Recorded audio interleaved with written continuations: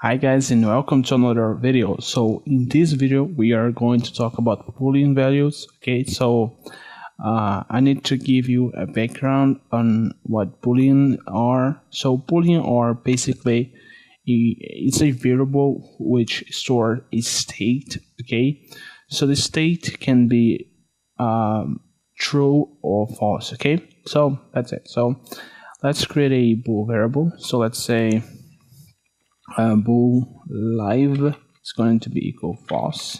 Okay, and we're gonna see out that value.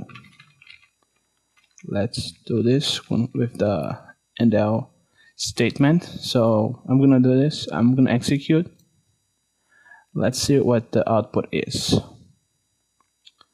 Okay, so the output is 0. Okay, so in the source code you can use the keyword false. Okay, false.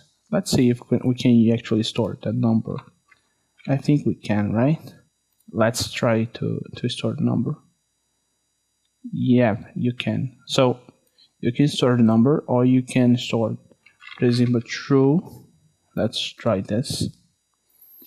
And you guys, you use this a lot when working with statements. Okay, so we see one. Let's try to assign one to see if we can do that. Yes, we can. So remember, false is 0 and true is 1. So I'm gonna do something that it probably won't work, which is to assign a different number.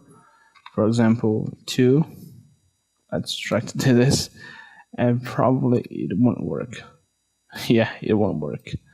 It just shows 1. So if I put any number greater than 1, let's try to put -2 to see if the output would be 0. It's 1. Okay, so any number different than that is 0. So there you go, guys. Remember, you can store false or true.